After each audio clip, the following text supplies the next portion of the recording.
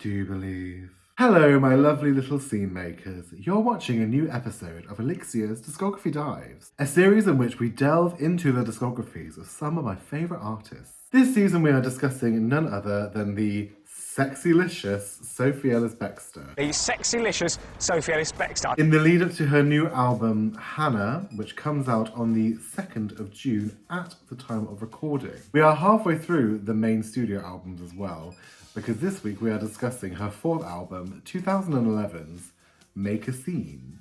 Also available in a lovely alternative CD format, courtesy of Plastic Pop Records. And also available in a lovely vinyl, courtesy of Plastic Pop Records. This is the last in their vinyl reissues of Sophie Ellis-Bextor as well. So thank you very much, Plastic Pop Records. It has been a pleasure to feature your vinyls in my videos. And like I said, it wasn't a paid promotion or anything like that. I just really like them, so thank you very much for supplying these. As in, you know, selling them to buy. They didn't just give them to me for free. Now, had this been a Discography Dive series when this album was supposed to be released, we would actually know this album as Straight to the Heart. 2010's Straight to the Heart at that. And before we get into all of that, I do just need to let you know that I am, of course, the titular ElliXia Valentine of the Discography Dives fame. Yes, we'll go with that. And don't forget to like, subscribe, and do all that lovely stuff. Links to my socials are in the description below.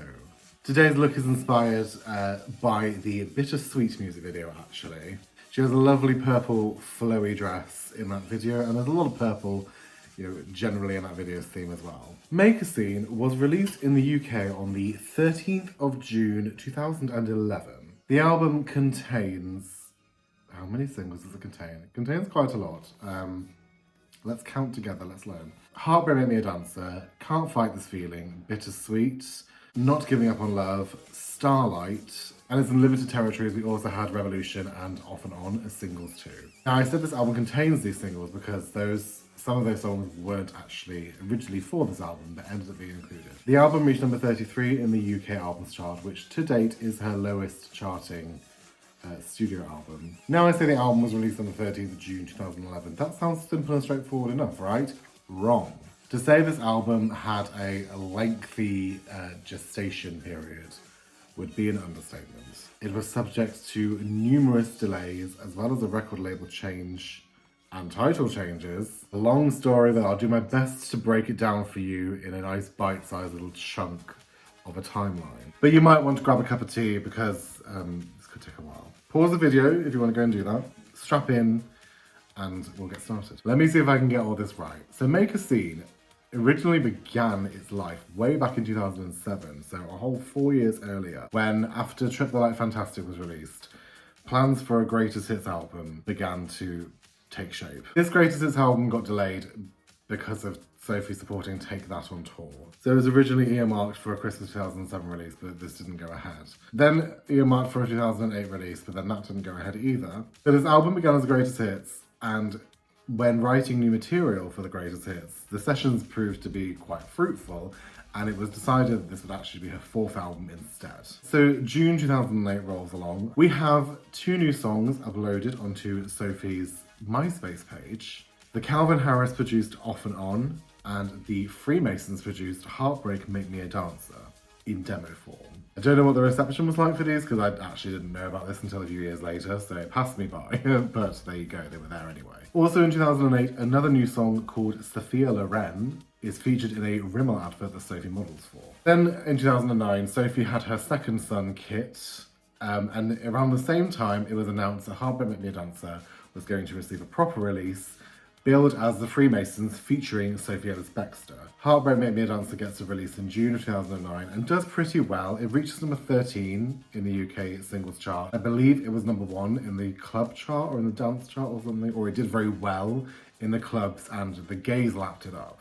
A G-A-Y written all over it, you know what I mean? We hear nothing again until early 2010 when Sophie relaunches their website and announces that her new album will be coming out that year, that is going to be called Straight to the Heart, and that the lead single Bittersweet would be released in the spring. Bittersweet premieres in March and gets a very good fan reception, a very, very positive fan reception, as well as critical reception alike. I can remember when I first heard it in March 2010 and I fell in love instantly. In April, the album even gets a confirmed track listing and she promotes some of the songs on the album chart show as well. The album doesn't have a confirmed release date, but summer is the prospective time frame here. Summer 2010, just in case you're struggling to keep up with what year it is at this point. Bittersweet gets released in the May. It doesn't unfortunately do very well in the charts. It reaches number 25 and then kind of just drops out of the charts rather quickly, which is a real damn shame. I remember specifically an interview that Sophie did where she said that the second single would be released end of July, the last week of July, and that the album would probably follow the first week of August, but nothing of the sort happened. Then it becomes October for the album release. That becomes the new projected album release. Then it goes to like December, Christmas time. Then of course it gets moved to spring of 2011 as well. Obviously very frustrating for many Sophie fans. During this time, though, she does release a few other collaborations, which are also on this album, and she does go on a tour as well. A very short tour, but her first headline tour in 7 years. So you know, the project wasn't completely radio silence, but there was a lot of nothingness for a while. Oh yeah, and at some point she also says that Make a Scene is now the album's title, and that was originally the title before it became Straight to the Heart, but then it went back to be Make a Scene. Why that is, I don't really know. Finally though, we get an update in April 2011. The album mysteriously appears on Universal Records Russia website, and with a very imminent release date of only like a week or so away. A few days later, we finally get an announcement on Sophie's official website that the album will be coming out in June of 2011. Which is ironic because it was announced for the 6th of June, and then that actually did end up getting delayed again, but only by 1 week to the 13th, so we let her off on that one. Amidst all of this as well, a record label change quietly happens. Prior to this, Sophie was under Polydor, and for Trip the Light and for the beginning of this album campaign, she was under the imprint Fascination, an imprint that no longer exists, but does exist as a management company instead. But upon Make a Scene's release, it turns out that the album is now going to be released under EBGB's, which is Sophie's independent label. In fact, you can even see it here as well.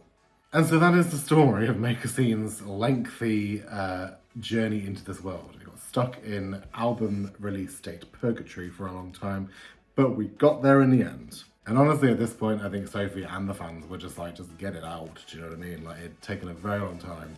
And there you have the story of the release of Sophie Ellis-Bextor's greatest hits, crossed out Make a Scene, crossed out Straight to the Heart, crossed out Make a Scene again, which eventually came into our lives in June of 2011. Hopefully though, it was worth the wait. And with that out of the way, let's finally dive into this album's track listing. The album's opener, track number 1, is Revolution. This was a song that got performed on the tour prior to the album coming out, and I believe it also got performed on the album chart show as well. Revolution very much feels like a statement of intention. This is Sophie's most dance-heavy album yet, and Revolution certainly starts us off with a bang. Literally, there is a bang sound effect at some point in the song, and the opening lyric is bang bang. In this song, Sophie is singing about hijacking the club, basically. Her and a group of rebels, I assume, are taking over. Revolution really, really slaps. Fast, it's frantic, it's got this really sort of cool, deep, vocoded voice at parts as well in the chorus. I really like Revolution. It's very simple lyrically, like the chorus is just get on the revolution, get on the revolution, get on the revolution.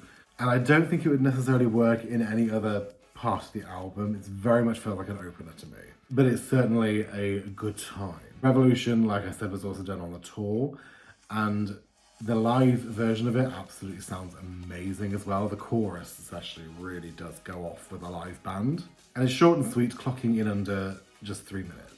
And then on to track 2, we have the album's lead single, sort of. I mean, it was billed as the lead single and as the first single from this project, even though it wasn't technically the first single, but hey, Sophie said it was the lead single, so the lead single it is, and it's certainly the lead single in my heart. And this is called Bittersweet. Now, Bittersweet is my all-time favourite Sophie Ellis-Bextor song. Not only is it my favourite song of hers, but it is one of my favourite songs, full stop, period.com. I adore this song. Like, I've known it for 13 years and it still gives me like chills and that buzz. I love it so much. The song was produced by the Freemasons and Richard Biff Stannard. Richard Biff Stannard, he's done some very high profile pop songs. He did a lot of songs for the Spice Girls. He's a legend. And the Freemasons, they were the go-to people for Beyonce and Kelly Rowland to have their remixes done in the 2000s as well. So this is just a dream collaboration. The song is just so lush and beautiful and ethereal. It's like an explosion of gorgeousness. It's kind of a bit like, you know, when you eat some chocolate and you let it melt in your mouth and you get a nice little burst of flavour. Like, to me, it's the dance music equivalent of that. Lyrically, it addresses a partner who is not good for you and you know you shouldn't be with them, but you can't resist. It hurts so good. It's just a heavenly goddess of a song. Everything about it, from the instrumental to Sophie's vocals to the production, the lyrics, it's just all feels like a shower of loveliness. I don't know, I'm running out of ways to describe it, but it's really fucking good, just take my word for it. This is the song that introduced me to Sophie Ellis-Bextor properly. Now, I knew of her obviously before this because she had some big hits, but this is the song that really made me stand up and take notice. I can remember listening to it on the Pop Justice website when they were talking about it, and I was just like transfixed immediately. I fell in love with it instantly and I never looked back. Like, I still, every now and then, get those chills and that feeling of like, oh, this song is just so like, it makes me make weird noises. That's how good it is. The video is amazing as well. It's just a studio shoot with her, some dancers and some lovely effects. It's got some like coloured powder, some paints, several beauty shots of Sophie, some chiffon blowing in the wind. And I have to give a big shout out to the Freemasons remix as well. Obviously they produced the song, but they also have their own remix as well, which clocks in at just under 9 minutes.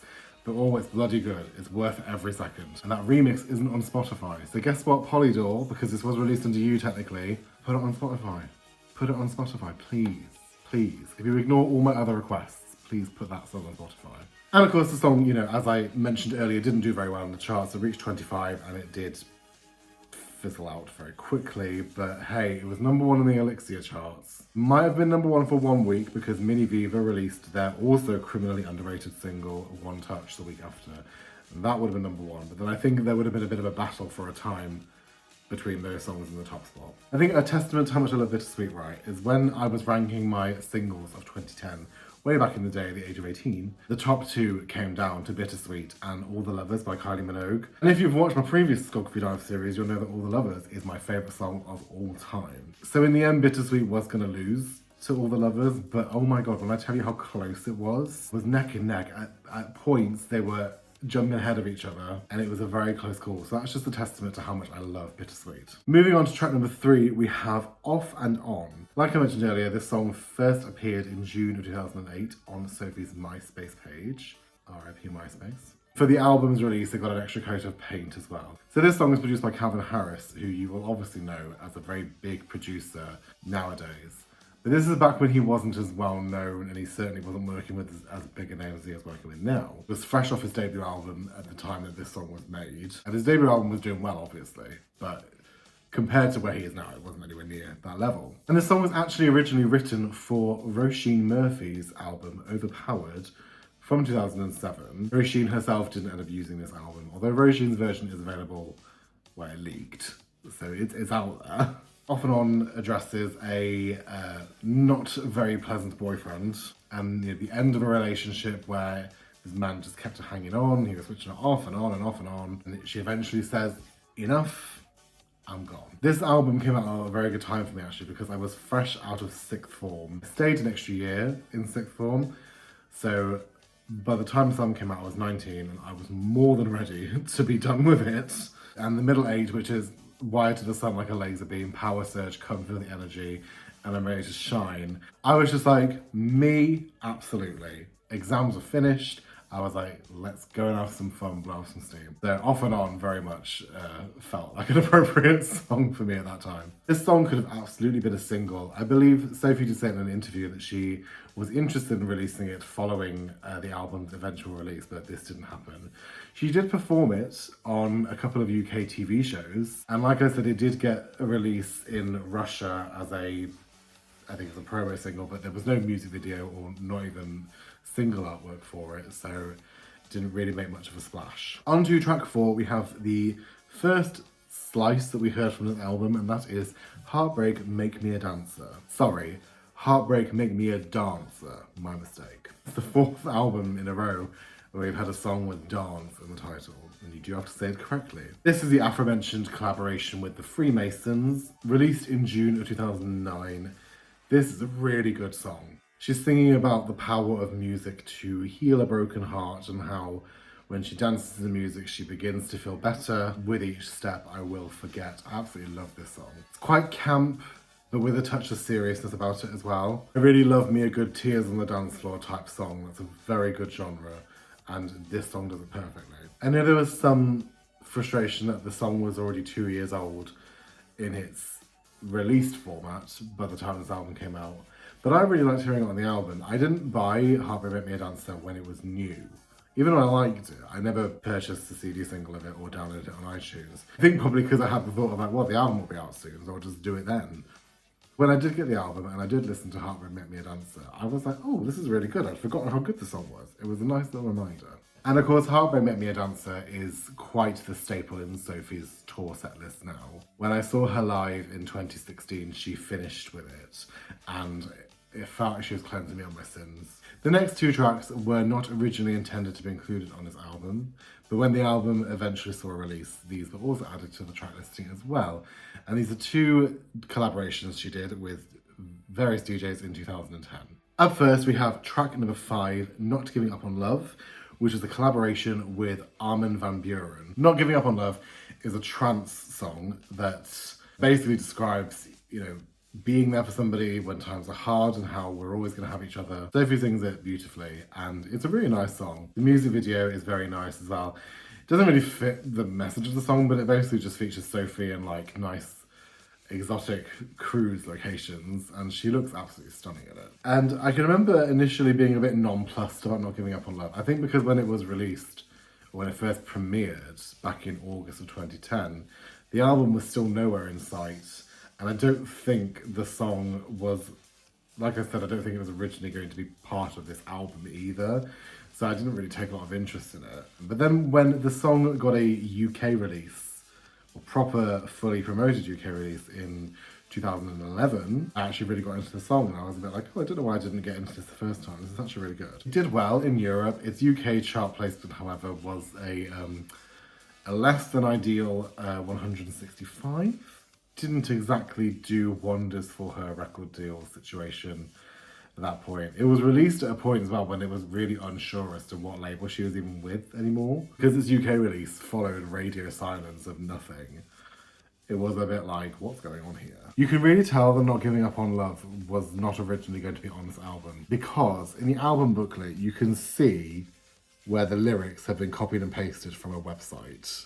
Because back in the day, if you ever used to use a lyrics website to put as your Facebook status or your MSN status, you always have to be careful, because amidst the lyrics there would often be a link to be like, find this lyric and more at this website. And that happens in here as well. And then track number 6, the other DJ collaboration on this album, is Can't Fight This Feeling. This is a collaboration with Junior Caldera, and it was initially released in February of 2010. We didn't get this in the UK actually as a proper single. We only got it as part of like some Clubland compilation, and I didn't even know about that until years later. So, Can't Fight This Feeling is alright. It's a very sort of straightforward dance track. I like it. I don't love it. Probably in my lesser favourite singles region, but it's not a bad song by any means. It's just rather straightforward. Having said that, every time I do listen to Can't Fight This Feeling, like if it comes on a playlist or if I'm listening to the album in full, I'm always singing along to it, so maybe I like it more than I give it credit for. If I were curating this album's track list, I probably wouldn't have included it, but maybe it was included just to, bulk up the appeal of said album. Moving along to track number 7, we have Starlight. This was the first single to be released following her label changeover, so her first single to be released as an independent artist. It's the second single from the album that isn't a collaboration with another DJ, it's just Sophie. This is an absolutely lovely song. It's like an electronic dance floor ballad. It's Very subtle. Feels a bit like a breather, actually. After the more clubby cuts that we've just had, it feels a bit of a, let's just take a moment and just relax. Some gorgeous lyrics, you know, hold a moment in time, it's just you and I. We are one, find us under the starlight. As the starlight shines, our bodies align. It's very, very lovely. Very much conjures up the image of like walking somewhere with your significant other on a summer's night where the sun has not long just gone down, the stars have come out. It's all very peaceful, and like in that moment, it's just you and them. You forget everything that's going on in the outside world because right now it's just the two of you. And I'd be remiss if I didn't give praise to the producer of this, Richard X. Richard X, again, is behind some fantastic, fantastic pop records of his time. I actually love a Sophie and Richard X project. Like maybe they should do an EP together or something. If she wants to, of course, you know, you can't force her to, but it would be nice. On to track number 8, we have Under Your Touch, another song that got promoted on the album chart show way back in 2010. Under Your Touch is a lovely song. It's very sophisticated. I mean, every Sophie Ellis-Bextor song is sophisticated, but for some reason this one feels really sophisticated. She's singing about longing to be with a particular man. I actually like the lyric, "You've got me thinking I'll break tradition for you and make a move." Breaking the tradition of waiting for the man to make a move. She's like, no, screw that. This guy is so gorgeous, I'm just gonna go over there myself. And to relate it back to the Trip the Light Fantastic video, I was 19 when this album came out, and I got Trip the Light in the same month. So if you can remember from last week, the chronic loneliness that I had as a perpetually single little gay boy. Under Your Touch was a song I definitely loved to sing because of the "I'm so ready for love" hook after the chorus. You're like, yes, me, I'm so ready for love, you know, gagging for it. On to track number 9, we have the controversial title track. The only ever title track in Sophie's 6-year career. This is Make a Scene. I'm not very keen on picking a song title as an album title because I think it's almost like favoritism for that track. Obviously, I am just joking with the controversy surrounding title tracks. I mean, like, yeah, Sophie's about like 10 years before this album came out, so like, people change their minds, do you know what I mean? Thankfully, this double-crossing treachery of naming a song after an album title is absolutely fine, because Make a Scene is a bop. This song is a little bit quirkier than the rest of the album. It features a lot of horns. It has a slight undercurrent of chaos amongst it. There's a little bit of suspense too in the verses. It doesn't start out as a dance banger, but it builds up to it. Obviously, she's thinking about making a scene and just encouraging the people that she's with to let loose and to just be free on the dance floor. I've always envisioned a music video to this where it's like Sophie is in this kind of dance floor space with like a group of people around her, or an ensemble around her, and they're all dressed very eccentrically. Kind of like a Mad Hatter's Tea Party kind of vibe. And like for a lot of the video, they are kind of just sort of stood there in position. Like obviously different poses when it comes to when the beat calls for it. Like this group of very chaotic looking people just poised and waiting to bust out into some kind of ridiculous flash mob style dance. I think that could be really cool. Obviously the budget at this point would have said absolutely not. Yes, I really like this song, and the climax with the climax with the horns, the horny climax, if you will. I didn't plan to say that, but goes off really well. And I like that this song is quite different. A reminder that Sophie isn't always just a straight up dance pop act, that she actually has a little bit of bonkers about her as well. Then we move on to track number 10, and that is Magic, the other Richard X collaboration on this album, and my personal favourite of the two. It's track number 10, and that is appropriate because it is absolutely a 10 out of 10. This, I would say, is the closest the album comes to matching Bittersweet again. Of course, Bittersweet is Bittersweet, that's way at the top. But Magic captures a very similar lushness about it. It feels very ethereal, heavenly dance music. There's a little bit of grit to it as well. Like there's some very heavy synthy elements after the choruses, and then in a sort of breakdown for the middle 8 before fully ascending into lush goddess territory. And there's a lovely extended outro as well, where it's just the instrumental and Sophie's ahhing over it. I can picture goddesses in the music video. I can picture like fairies, ethereal, otherworldly, but beautiful creatures.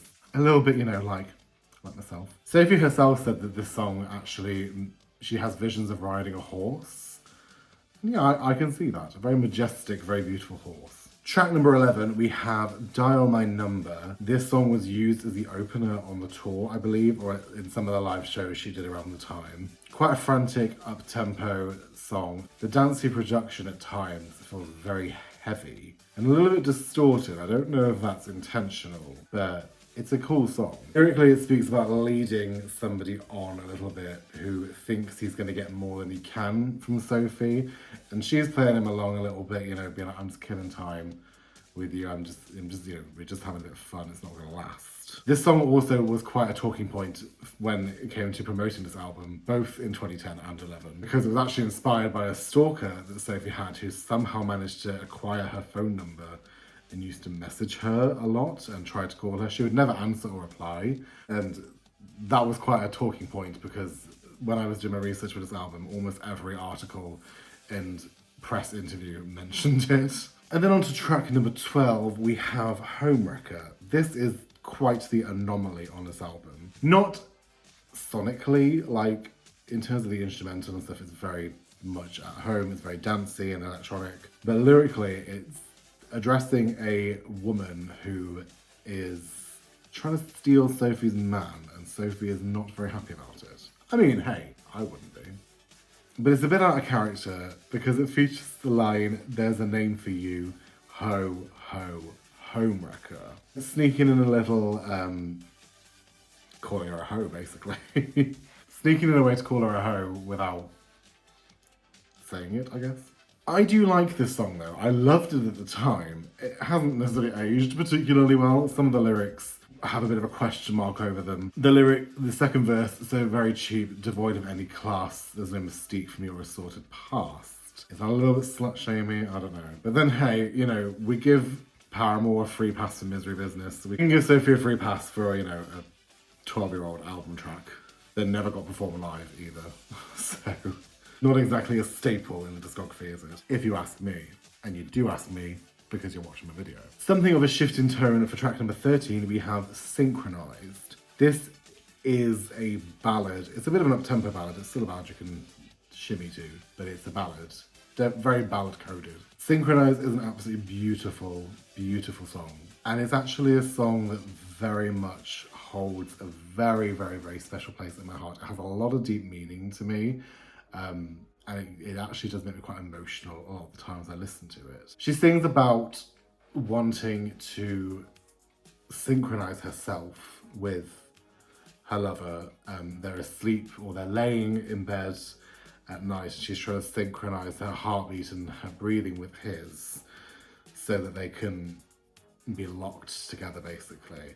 It's very melancholy because it sounds like it's a last-ditch attempt to save a relationship that she knows is on the way out. At this moment when we're together, it's like we can just be together in synchronization and all that other stuff doesn't matter. Right here, right now, we are synchronized and locked together. It's very bittersweet and it's sang very, very beautifully. It's one of Sophie's best vocal performances, actually. And the interesting thing about this song is that she didn't actually write it herself. It's one of, along with Off and On, it's one of 2 songs on this album that she didn't write. But you would never know that to listen to it because she sounds so sincere on this song. And it definitely gets me a lot. So I would love to do a performance of Synchronized one day. Do a really beautiful sort of show-stopping performance of it, you know, phones in the air. But I'll probably cry. I'll probably cry. I don't know if I can get through the song without crying, so we'll put a pause on that one, I think. Yeah, Synchronized is absolutely lovely, and it'll always hold a little special place in my heart.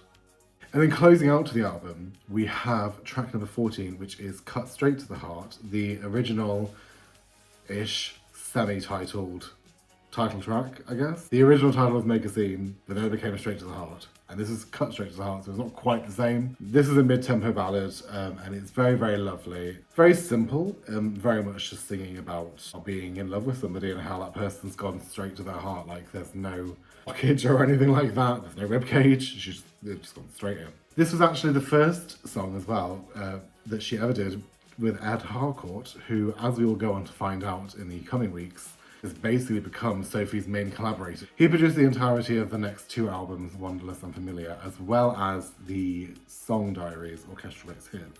And this is where it all started. It's still a nice song nonetheless, and it works well as an album closer as well. It's a ballad, you know, closing off a very club dancey album, but it doesn't sound out of place. And whilst that rounds up the album's main track listing, we do have 2 extra tracks as well, which of course can be found on the Plastic Pop release. The first of these is Sophia Loren, which was the B-side to Bittersweet. As mentioned before, Sophia Loren did get featured in the Rimmel London advert. Sophia Loren as a full-length track though didn't see the light of day until 2010 when it was included on Bittersweet as a B-side. I believe as well it was picked to be the album's lead single at one point, but that changed, and it definitely was a wise idea to change because it really doesn't really fit in with the rest of the album at all. The styling of Sophia Loren actually feels a lot more akin to Trip the Light Fantastic. It's got quite a synthy, pop rockish sound. When this album was originally going to be a greatest hits, I wonder if it was going to be for that, because I feel like it would maybe be a bit more at home there. I do really like Sophia Loren though. Lyrically, it sings about an Italian lover who makes her feel so lovely, and he makes her feel like Sophia Loren when he says her name in Italian, or in Italiano as she says. It's a cute song though, absolutely can see why it was left off the album, just because I don't think it really fits with the rest of what we have.